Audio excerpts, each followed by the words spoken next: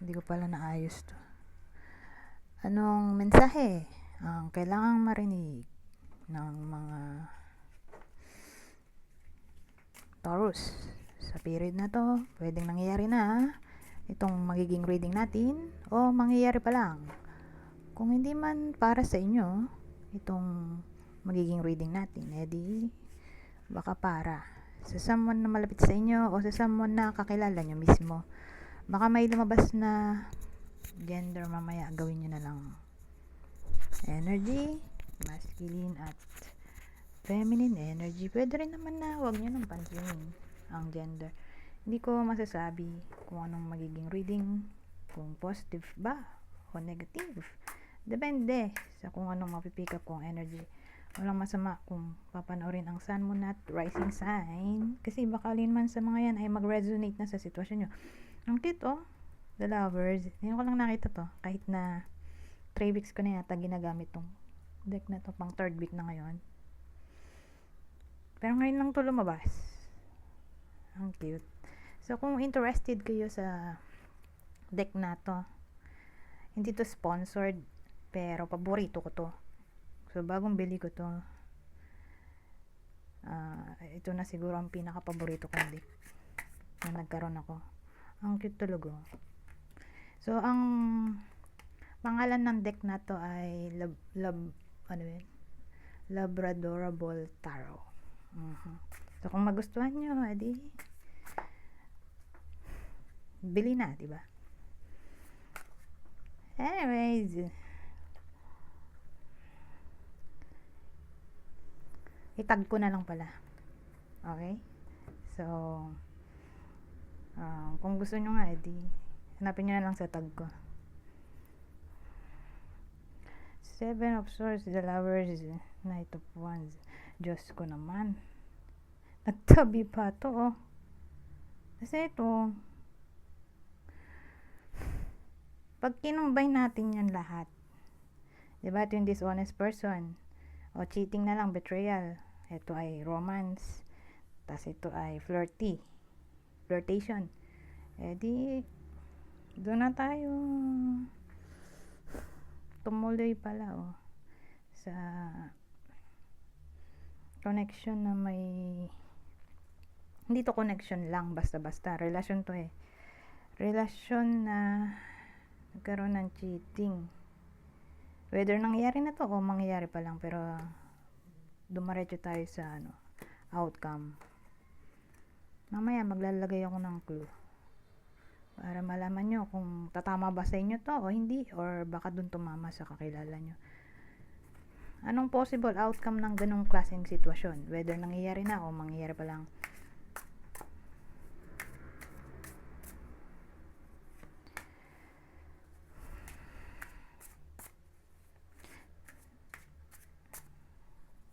Ito ang cute din The Fool. Ngayon ko lang din nakita to. Ito ngayon lang din, 6 of Cups. Kasi yung iba hindi ko nakikita kahit ilang beses ko na sinaffle. Ngayon ko lang nakita. Ito cute din Hanged Man. Baby, yung cute. Ay, Hanged Man ang dulo, maganda sana kung ito nandito or ito nandito. Kaya lang Hanged Man Hanged Man ang dulo. Kasi ito yung new beginning, diba? The Fool, or having a chance, o pag-take risk. So ito, restoration ng connection, healing in general. Okay? Ang problema natin, Hanged Man. So pag sinabi mong Hanged Man, maraming pwedeng meaning yan. Tatama dyan yung illusion, kasi Neptune din yan. Suspension, sacrifice, trial, intuition, divination. Ano ba yung Hanged Man na yan? Release o pagiging martyr, diba? Ang daming meaning. So sa dami ng sinabi ko, puro negative, diba? Ang pangit. So in short, malabo to. Yung sinabi kong chance ng reconciliation or hindi na-advise na mag-take risk. Kasi ano to leap of faith. Pag, yun nga, leap of faith. Tungkol dito sa restoration ng naging relasyon or again, healing in general sa pagitan ng mag-lovers na nagkaroon nga ng cheating dahil dun sa hangman natin. Hangman. 7 of Swords. Yung combination na pag tinignan mo na lang yung tatlo may cheating nga. Whether nangyayari na yan o mangyayari pa lang, hindi siya advisable or else problema lang din ulit sa bandang huli na para bang i-release na lang. Better i-release na lang kaysa mag-take risk na buuin ulit yung connection kasi ang dating either ulit or kakalbaryuhin lang yung buhay ng babae. Kaya maganda i-sacrifice na lang at mag-move on. Yung ganun dating hindi advisable na i-restore pa ang connection na to. Yun yung lesson learned o hard truth sa sitwasyon na to.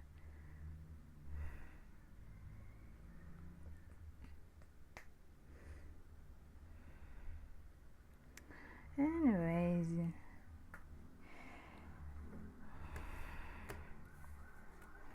syempre di naman lahat ay tatamaan ng reading na to, diba? So maglalagay tayo ng clue. Ito ang possible zodiac sign ng partner sa reading na to.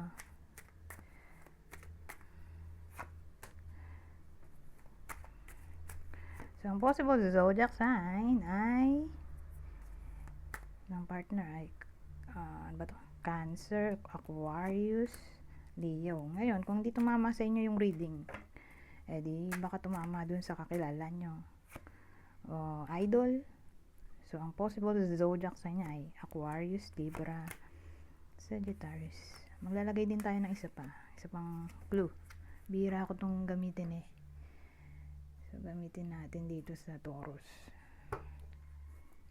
Ibang clue.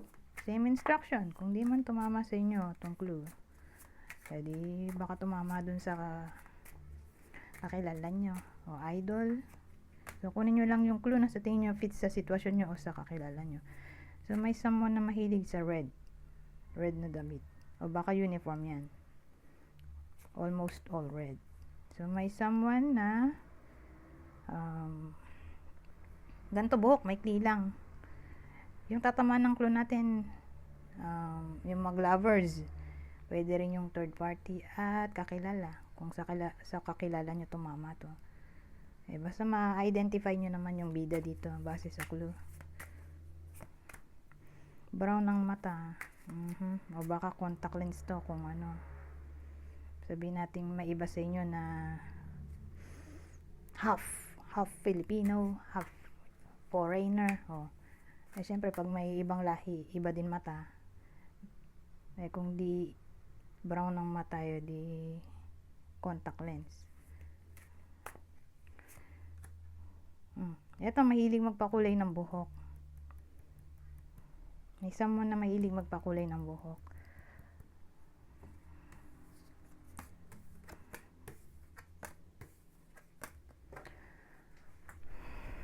Ngayon, 9 minutes na to.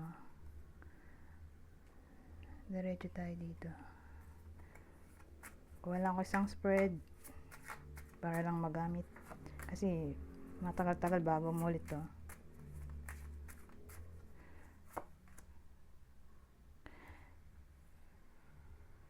Pwede ang dating dito, family planning.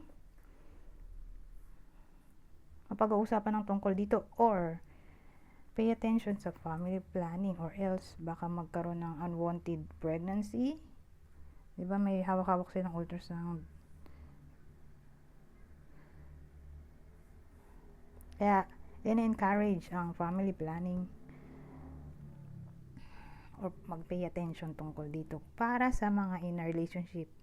Kung hindi pa nga gusto magkaanak at dahil responsibilidad yan, mahirap panghabang buhay.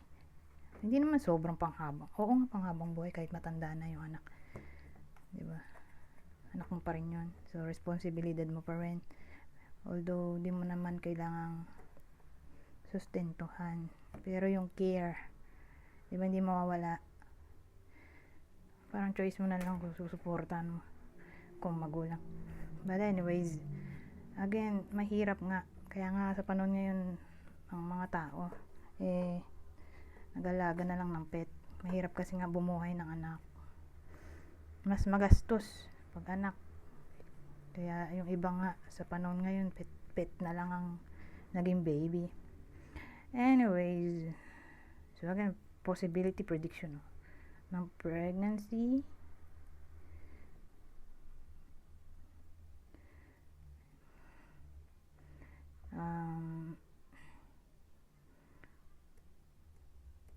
Mind reading.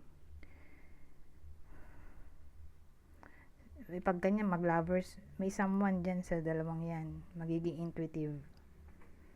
Okay, alin man sa dalawang yan, o baka pares sila. Lalo na kung soulmate. May mind reading doon, para siyang mental telepath. Ano yun? Mental telepathy. Ngayon, so again, pwede rin yun sa soulmate connection, twin flames. Ito last. Basahin ko na lang tong part na to para mabilis. General advice na to para sa period na to. Ayaw matanggal. Wala kasi ako masyadong kuko. Hindi ako masyado nagpapahaba. Kasi nasabit yung poops Ayoko. Saka natama sa mata ng aso ko. Anyways, when you see faults in someone else, basahin ko na. Ay, hindi pala mabasa at malayo. Ayan, So, sabi dito, when you see faults in someone else, before you criticize, beware, for you have flaws and failures too that other people have to bear. So, yun yung general advice sa period na to. Anyways, hanggang dito na lang. Goodbye. For